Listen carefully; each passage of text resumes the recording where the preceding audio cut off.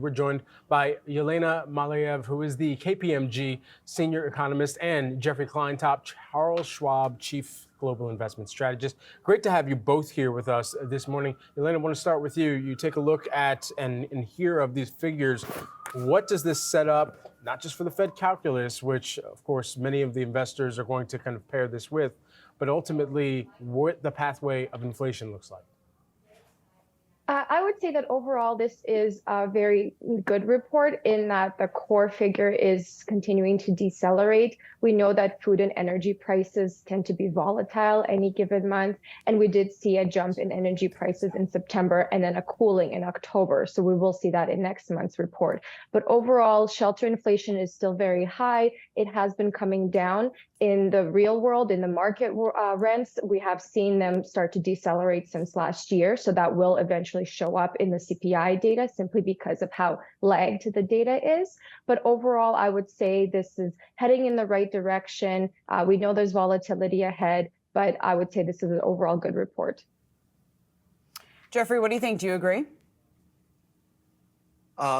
No, I can't agree with this. I think the market was braced for a hotter report after a hotter PPI yesterday and a hot jobs report on Friday. So the initial reaction to this number may be muted, but inflation's proving to be stubborn, and that's likely to weigh on markets in Q4. CPI coming in at 3.7% is the third straight month without a decline.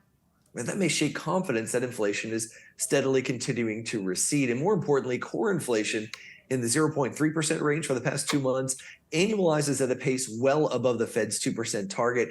The PMI price component, that's the Purchasing Managers Index pricing assessment, continues to point to a stubborn outlook for CPI, lingering in this 3 to 4% range above the Fed's target over the coming 6 months. So the market's confidence that we may see rate cuts next year or even an end to QT, I think is really proving to be misguided here.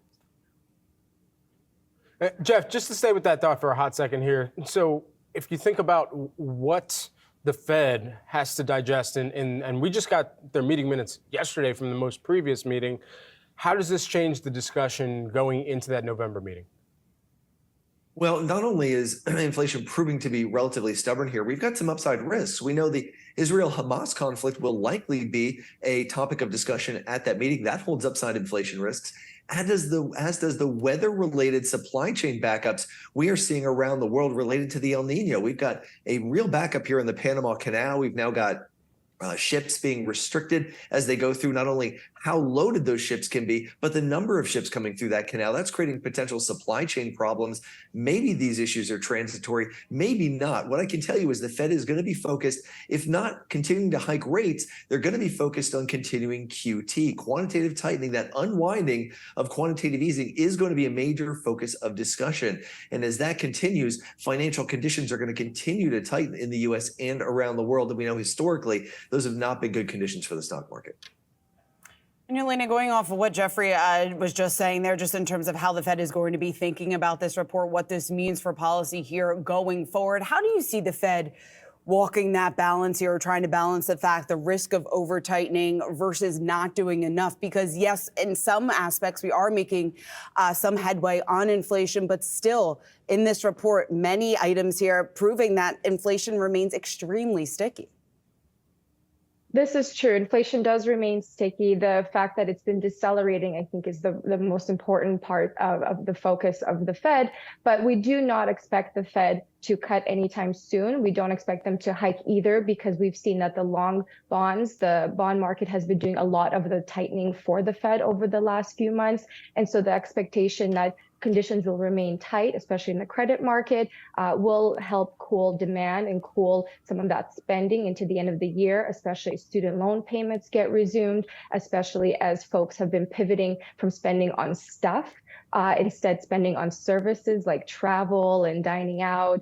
And so we do expect to see this cooling down, especially when I mentioned the shelter index, the rents coming down in many parts of the country as more apartments get built. And so there is an expectation that the Fed is going to hold and wait. And in the world where we have higher growth prospects with GDP being revised up, we do expect that in a world with higher growth prospects, it's also a world of higher rates. Elena, following up on what you just said, when you talked about the surge that we've seen in bond yields, I think a big question here is how much pressure that is going to put on the economy. What are your expectations there? It will definitely continue to put pressure on the housing market. We have seen the mortgage rate flirt with that 8% figure. That's incredibly huge compared to what you saw last year. And so these tightening of credit conditions, these higher bond rates are going to cool demand in the very interest rate sensitive sectors like housing. Now, many folks are locked into fixed rate mortgages and have pretty good credit standing. And so it's not going to affect everybody, but we've already started to see a lot of that cooling coming in the housing market in terms of demand for mortgages at this time. Jeff, as we think out to next year and the likelihood of a cut, what would the Fed need to see? Would the Fed need to continue to enact policy until they get towards 2%? Or do you believe that they can sit at 3% and perhaps start to feel like, okay, the job's been accomplished, even if they didn't get all the way down to flat 2%? Maybe it's a two handle that we're looking at. I think that probably is going to be a discussion within the Fed, but I think they've lost enough credibility that before they say 3% is good enough, they need to get a little closer to 2%. And I think that's going to prove to be very hard to do.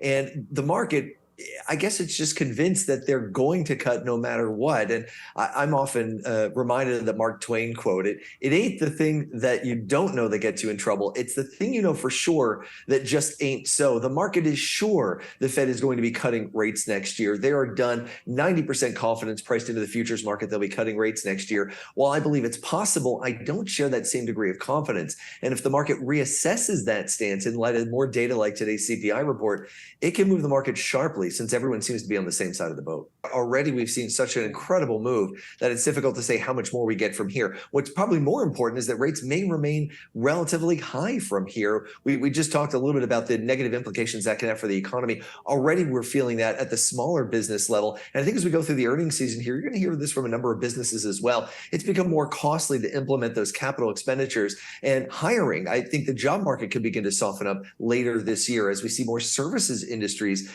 reflecting this very tight credit environment, not tight credit environment, but more costly credit environment. It's often not, it's not the demand picture that's a problem at the moment. It's more that the cost of investing in these things is becoming more of a challenge for these businesses. I think that'll be a theme running through the earnings season.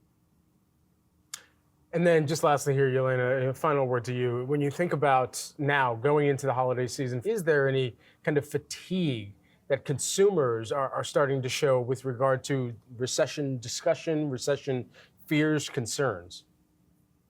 Definitely, because remember, as we're paying attention to inflation, which is the change in prices, consumers are facing the actual level of prices, which are still high compared to a year ago and rising. So there's definitely fatigue from the high price levels, the need to want to see friends and family over the holidays. Costs are still high for those things. And so there is definitely a concern in terms of the consumer's perspective of how much longer do we have to face these high prices. But in May of this year, we started to see average hourly earnings actually start outpacing inflation. So folks are getting some of that real purchasing power back, albeit slowly. And so there is still a lot of income out there growth and a lot of job growth as well. So folks are, feeling confident in that regard. But in terms of spending, there's definitely going to be a cooling, especially as the student loan payments come back online.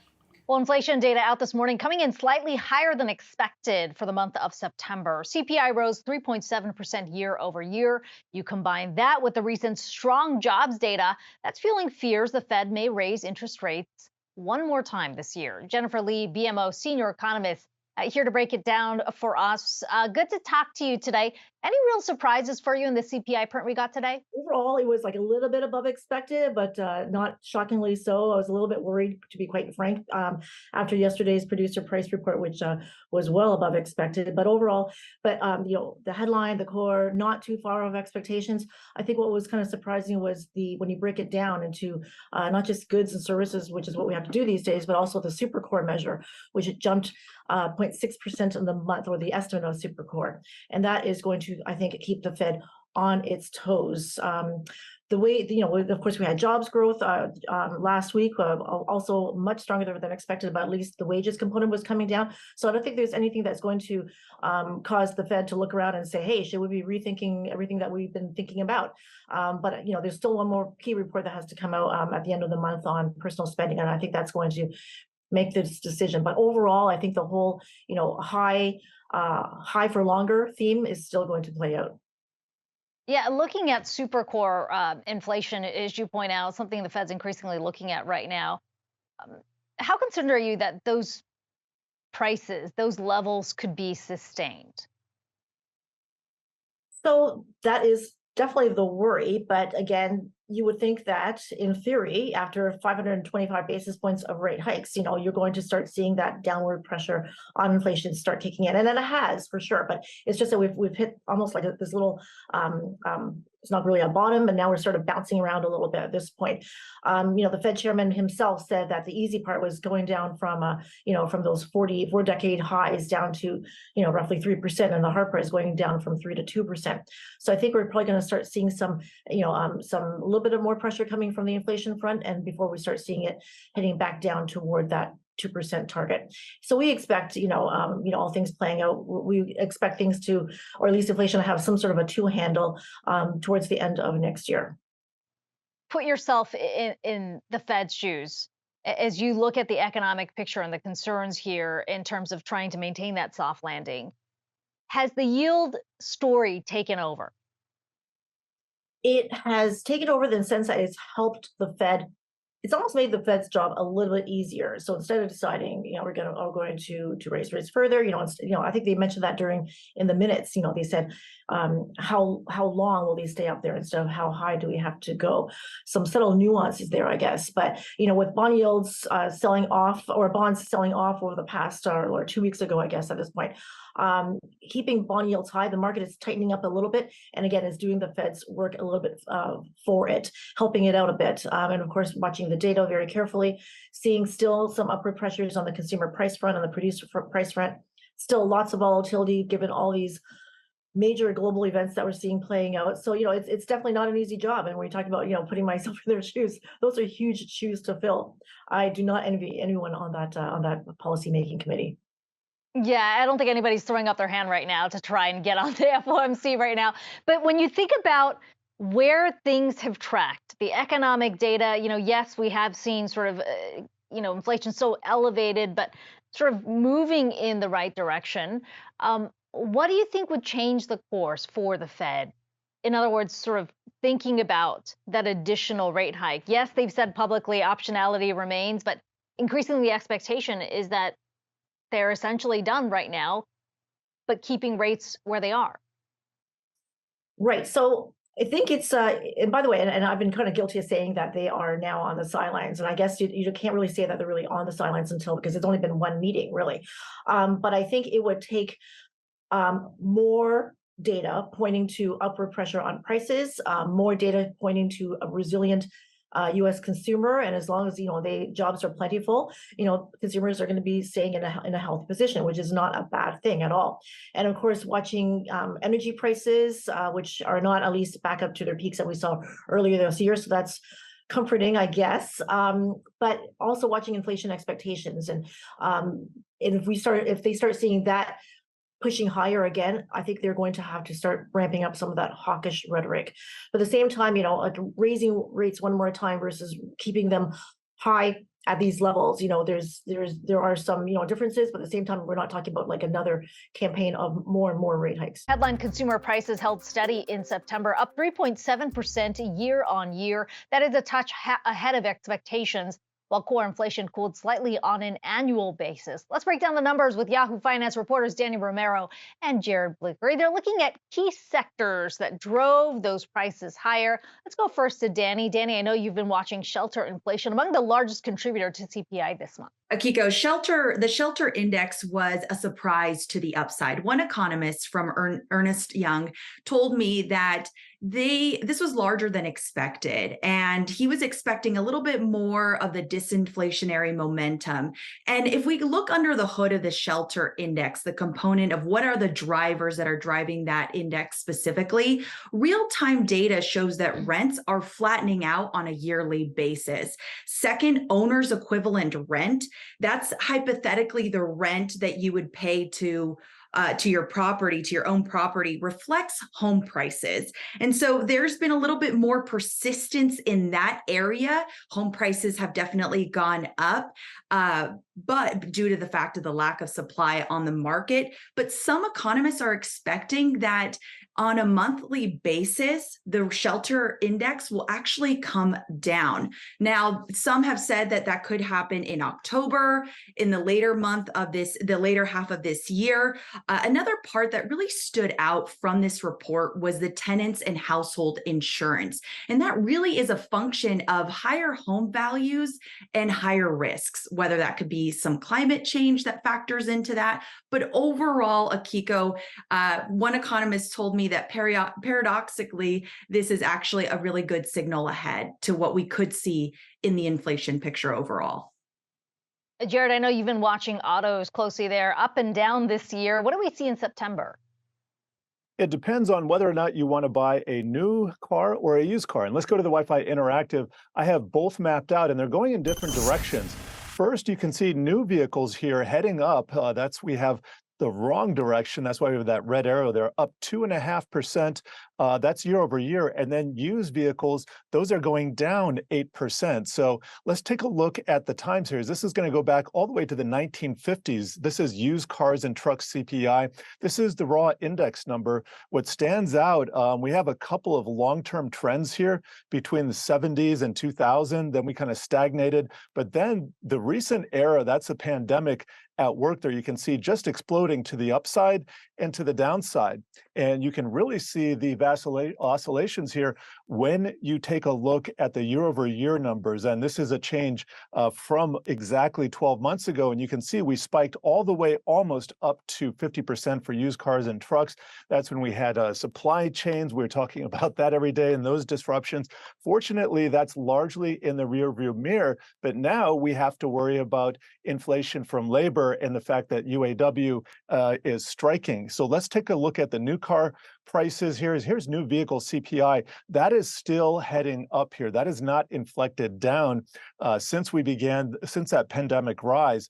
And then here's another look. Here's the year over year change. You can see the growth is heading down, but the raw number there is still increasing there. So good news that we're off of the highs, but still seeing new vehicles really add to those cost pressures. Well, not too hot and not too cool. We got that pretty steady consumer price index inflation print this morning. The rate for all items rising 3.7% in September. This follows a report from wholesale producers which showed that inflation in that sector remained sticky. We did see core inflation, which includes food and energy, cool slightly to 4.1%. That prompted President Joe Biden to say in a statement that this is Bidenomics in action. We have Jared Bernstein, the chair of the U.S. Council of Economic Advisors, joining us today. Jared, always good to talk to you. It feels like a bit of good and bad, right, in the inflation print. We were talking about core inflation cooling down here, but we saw super core inflation. This is services excluding housing and energy, something the Fed increasingly is looking at. That monthly gain was the fastest we've seen in a year. What do you think has made that so sticky? Well, I think you have to be careful in any given month. I mean, there was a hotel lodging spike, a big swing there that looked kind of anomalous. I think that the general trend here is worth beginning with, and that's the idea that inflation, headline inflation, the CPI is down 60% off its peak. Remember, if we were talking in June of last year, we'd be talking about a number that was north of 9%. So 3.7 is 60% down from that. And of course, core inflation fell to its lowest level in more than 2 years, the year over year rate. Wages are actually higher in real terms than they were a year ago. And then prices for some of the core goods like used cars and furniture fell for the fourth month in a row. Eggs is a very salient price in this economy, ticked up a touch in September, but they're down 57%. So that's deflation off of their peak. So I think if you look at the longer term trends, you can definitely see the kind of easing in the data that is something we're very much pulling for. Energy is certainly a big contributor to inflation in the last month, although we did see a pullback in oil prices prior to the fighting between Israel and Hamas breaking out there. What's your assessment right now from the White House in terms of how the current conflict that's playing out right now is likely to contribute to a spike in energy prices? If this doesn't unravel beyond Israel and Hamas, is the expectation that prices could remain pretty steady? Well, this is very much a global price, as you know, and prior to the events beginning last weekend, horrific events, obviously, we had oil coming down, and in fact, that's kind of stuck since then. And so the gas price, as of this morning, the retail gas price was $3.65 a gallon. Okay, so that's actually lower than was reflected in today's CPI report. And it's $1.37 below its peak of last summer. So that's real savings per gallon. Just a few weeks ago, we were looking at gas prices that were north of 380. So that's been a nice movement. Now, we will, of course, watch the impact of global events, whether it's Ukraine or now Israel, on global oil markets. But the price thus far has not been hugely affected.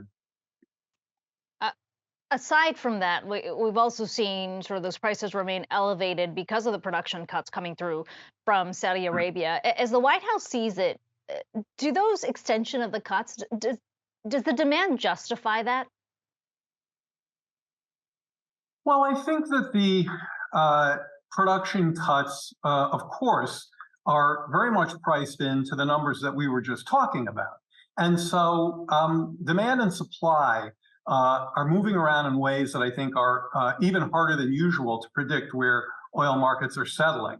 And again, geopolitical headwinds of the type we just talked about. I think we just have to look at the price, look at the forward curves in the futures markets, and there we see a story that when you get to the pump, which is the end of the line that matters so much when we're talking about consumer prices, has been favorable in terms of its trend. So we have a gas price that's $3.65 this morning. Last month, the average was north of $3.80. So that's a movement in the right direction. We'll just have to keep watching how those factors all equilibrate in coming weeks. Let's talk about where yields have been moving, obviously off of the highs that we saw recently, but I'm looking at the 10-year right now, 4.6%, the 30-year yield below that 5% level at 4.7%. Obviously, the higher yields mean higher costs. The government needs to spend paying back its debt. As we talk about the budget deficit and spending certainly in focus over in D.C., how does this shift that we have seen in yields, how does it shift the administration's calculation in terms of budget priorities? Well, the budget priority, getting on a sustainable fiscal path, is something that we've judged to be an important part of our agenda ever since we got here, regardless of the bips and bops and rates. I'll say a bit more about that in a second because it's a timely question. But I think in the context of our discussion today, which has really been about headwinds and tailwinds, we should remember that one of the reasons for higher for longer is because growth has surprised to the upside. And I'm sure that you and your colleagues have talked a lot about different types of landings, and lots of market folks were predicting recessions, and they've certainly turned that pencil around and erased those forecasts. And so the stronger growth that we've seen, I'm sure you've seen estimates for Q3 GDP. We've had an unemployment rate that's been below 4% for 20 months in a row. We just had a gangbuster job number. This is when President Biden and I talk about the economy, what he wants to know are how are middle-class workers doing? What are their job option like? What are their real wages doing? Which, as we learned this morning, real wages are up over the past year. And that's a trend that's been persistent for the past few months. And we have to build on that. I'm not suggesting our work is done by a long shot. We need to see the labor market maintaining its tightness while prices continue to ease so we can maintain those trends. But it's that kind of strength, particularly the American consumer who's benefited from those dynamics, keeping this economy going. And yes, that's created some upward pressure on rates. Now, when you get to the budget, we have a plan that reduces the deficit by 2.5 trillion over 10 years. We're going to continue to fight for that. And I would say the current dynamics that you described make that fight even more urgent. The latest inflation data is out, and it shows the price of sugar on the rise, but it isn't expected to put a damper on Halloween celebrations this year. Yahoo Finance's Brooke DePalma is here to tell us why. Brooke. Good afternoon, Josh. That's right. Sugar and sweet prices jumped in the month of September. They were up 0.3% on a monthly basis, was then contributed to a year-over-year jump of up 6.5%. Now, this comes as sugar futures were up 40% compared to a year ago. And prices are high, and they ultimately are remaining high because of a lower global supply of sugar that we're seeing. Now, extreme weather is to blame for that impact on global sugar supply. Countries that are major exporters like India, like Thailand, like Australia are suffering from what they say are a really dry monsoon period. And ultimately, that is impacting the amount in which they are producing. The latest data rising for the second straight month. The headline number, a gain of 0.4% in September, 3.7% from a year ago, higher than the street expected. And the core, which excludes food and energy, is up by 0.3%, in line with expectations. Now, many analysts are pointing to shelter costs being the main driver, accounting for around half the rise in CPI. And by the way, those were shelter away from home costs, a lot of them, hotels. Joining us now, Michael Darda, Roth MKM chief economist and macro strategist as well. Mike, it's great to see you. Man, that's a lot of numbers I threw at people. Give me the bottom line here. Is inflation moderating enough for the Fed to take a pause or be done after its next meeting? Thanks for having me on, Julie. I think inflation has come off the boil enough for the Fed to stay on pause here and assess the macro conditions. Keep in mind that inflation's a lagging indicator. Inflation will tend to lag the business cycle. So if we just have the Fed jamming the policy rates higher and higher and higher until inflation goes all the way back down to their target, we'll be in a very, very deep and protracted recession. And the Fed knows that. And so they're trying to gauge the state of the economy. But this set of numbers does not help. You mentioned the super core inflation numbers. So I'm afraid Jay Powell has kind of painted himself into a box a bit by focusing on that specific set of numbers, which was not good this morning, up 0.6, and that follows a 0.4 rise in August. Now, the good news is the 3 or 4 months before that looked really good. So I think we should have some patience with these numbers because they can be volatile and they do lag the business cycle.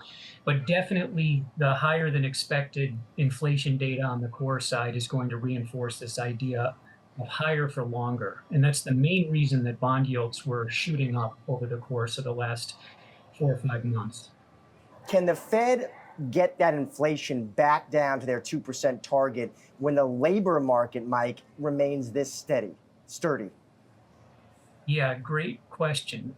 So many of the Fed members are pretty worried about the tight labor market.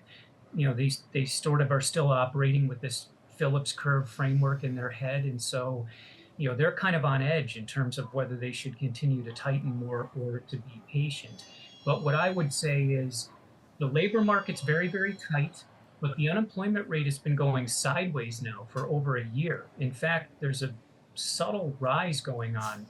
Year over year, the unemployment rate is up actually 0.3. And it doesn't sound like a lot, but keep in mind that when you go up 0.5 from year earlier periods, that's always marked the beginning of the recession in post-war history. So, the labor market is tight, but the flat to slightly higher unemployment rate would suggest the economy really is just kind of meandering at trend. People are really excited about Q3 and the Atlanta Fed number as this huge, almost 5% GDP figure, but I don't think it's likely to be sustained if we do see it at all. So, Mike, that's your economist hat. Let's get you to put on the strategist hat as well, because in some of your recent notes, you talk about the risk premium in the market. Now, everybody's been talking about the risk premium in bonds lately, but you're also talking about the equity risk premium here. And what you seem to be saying, if I'm reading you correctly, is that the market is not priced right now in terms of some of the risks that you're talking about from an economic perspective? Yeah, that's exactly right. So we've had this big surge in bond yields this year, and a fairly minimal pullback in equity prices. And so the result is, if we look at the earnings yield on stocks, which is just the inverse of the PE, relative to the 10-year Treasury yield, equities actually have not become cheaper relative to bonds. They've become more expensive because bond yields have gone up so much relative to an equity market that's not much off of the highs of the year. And if you go back, we're talking about, real rates and inflation expectations. Real rates on the 10-year Treasury are up above 2%. And if you have to really go back to the 06 to 2006 to 2007 period to see a sustained period where real rates were above 2%. The forward PE on the S&P 500 during that period was actually around 15, and we're at 18 now. And so I think we have a problem with the equity market valuations if the 10-year yield stays in current ranges or pushes higher. If it pulls back, it was earlier this week until this inflation report, I think that helps, but it doesn't really help if the equity market's rallying at the same time. So you really need the bond market to outperform the equity market for stocks to become cheaper relative to bonds. And I think ultimately that's what's going to have to happen as we move through the end of the cycle. And Mike, just given that outlook then, as you look at the equity market here, are there sectors that you're telling clients you find more attractive? Yeah, absolutely. So we'd be a little bit wary on what has led the market this year. So the Infotech Index has been a star performer, incredible. Obviously, there's a lot of enthusiasm over AI, and I think we all hope that plays out and lifts productivity. But at a 25 forward multiple, that's a pretty steep forward multiple, especially relative to where the forward multiples were in Infotech the last time the rate structure was this high. I would look at a sector that maybe is more defensive, that's also sold off really hard over the course of the last year plus. And that sector, I think, is utilities. Not super exciting, but we almost had a 30% collapse in the utility sector as rates have surged. And in our work, that sector now is on the top of our rankings. And it's also a defensive play. So if you're worried about the end of the business cycle, the Fed tipping us into recession with higher for longer, or threatedly if they start hiking rates again, I think that area is interesting here. That combined, the liking of the utilities combined with what you were just saying about rates, just real quickly here, do you think we've seen the ceiling in the 10-year and in the 30-year in yields? Yeah. Well, maybe I'm the wrong person to ask, because I thought we already did. So admittedly, we've gone up a bit more than I expected. I was pretty bearish on the treasuries in 21 and 22 for most of 22. But once we got materially up above 4, I was kind of thinking, if inflation's peaking, maybe we're seeing the top in yield. So we made a run almost at 5% this past week. But I don't think that that those yields are going to be sustainable. I mean, ultimately, you do have an economy that is decelerating on the back of the tightening the Fed's already done, and there are lags. And so as those lags unfold, I think we're looking at weaker economic conditions. Inflation eventually will come down. And so I think that the bond yields will ultimately be headed lower from current levels. And the way I would play that would be through the utilities rather than a sector that's carrying really steep valuations now, which really need everything to go right to sustain those valuations. So I would look at more defensive categories that have been hurt by the rate shock. And if we take a look at the entire U.S. yield curve, as we have here, from the short side all the way at 1 month to 1 year, all the way up to 30 years, over the last day, we have moved up, and over the last month, we have moved up substantially. This purple line at the top is where we are today. This cyan line is where we are yesterday, and the orange line is where we were 1 month ago. As you can see, the long end of the curve by 10, 15, 20, 30 years, all of that has accelerated to the upside. And this is having a pronounced effect on equities. Now, why does this happen? It has to do with leverage in the bond market. Bonds are supposed to, especially US Treasuries, are supposed to be grade A, very much a safe haven. And when they are volatile, though, they take a haircut for regulatory reasons and for just margin reasons. If you want to post a Treasury bond that's been moving a lot in price recently, guess what? You're going to have to post more margin. That eliminates room for other things like risk markets, like stocks. And so when we see these big movements in the bond market, that just spills over into everything else. And that's what we're seeing here. I want to show you another chart here. This is the S&P 500 going back 6 years. And all of these pink dots here, all of these are when the 10-year T-note yield has moved by more than 10 basis points to the upside. What you notice is that in 2022, when we had that big downdraft, that's when the Fed was raising rates aggressively for the first time in probably 4 decades, the way it had been. We saw a lot of disruption in the equity markets. We're still seeing those, not quite as frequently, but it's still a common occurrence. And all of this is just to say that there's probably more hiccups to come before this all gets sorted out.